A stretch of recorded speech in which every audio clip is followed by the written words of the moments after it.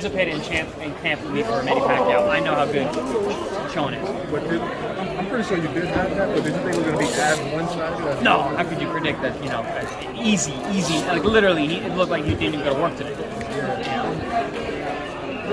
What's like the fine line when it comes to like a prospect, when it comes to, kind of matching the flow as opposed to like, putting him in there with like really big guys? Obviously with a step a little bit too far. Well, no, this was Vargas. He called for this fight. He pushed for this fight. He DM'd the guy, he asked for the fight, he talked to the matchmakers, he wanted the fight, he got the fight. If you were managing him, would you have probably steered him away from that fight, or? I definitely think there could have been more steps along the way, but I'd like to see a young fighter in control of his own career who believes in himself the way that Vargas does. He just miscalculated. How difficult do you think it'll be for him to kind of bounce back from that? Luckily, he's young. He said that in a fighting meeting yesterday. He's 23 years old. He's got a long career ahead of him.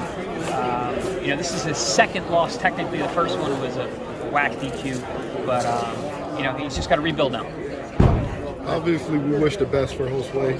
What does it do to a fighter's confidence when they ask for a fight that they may not be ready for, and it ends up like that? I mean, it's definitely listen. Every loss is a shock to your confidence, into your ego.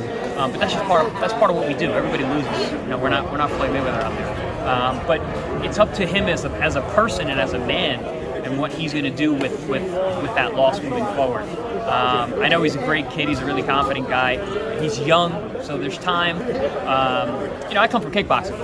Kickboxers lose all the time, and they come back and they're literally the best guys in the world, knock each other out constantly. Wow. They don't let the fights affect them the way the boxers do. And then there's another sport where you see a lot of guys lose and they still become champion.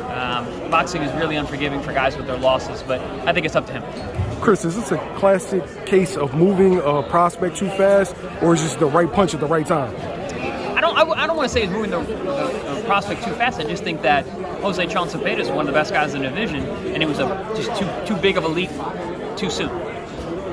You think they pushed him too fast for this fight? Well, he didn't. I didn't say anybody pushed him because he asked for this fight. So I think it was just a miscalculation. Maybe just picked the wrong guy. I think Josue was ready for a step-up fight, but this is a big step. Two-time world champion challenger. Yeah. They're taking on the guy with 12 rounds with Ramirez. He's won plenty of other world title challenges as well. I had him in camp with me for Manny Pacquiao. I've sparred over 50, 60 rounds with Sean. I know how good of a fighter is. Tim Bradley, same thing. He used him for Pacquiao as well. Him and I were talking in the fighting meetings yesterday. Tim and I were just like, listen, this guy can fight. Yeah. So, he hasn't really shown it as much in the ring in recent years as we know that he can. I think he's really coming into his own, and he probably is in his prime now. Do you think he used the Hank Lundy fight as a gauge, and it didn't quite go as expected? Because Zepeda looked less than normal. Yeah. Well, Hank is one of those guys. He makes a fight difficult. But also, I understand it was a last-minute kind of replacement from what the top-ranked people were telling me. And also, Chon himself said that he took that fight a little easy, in terms of his preparations. And he came into this fight very, very motivated, and it showed.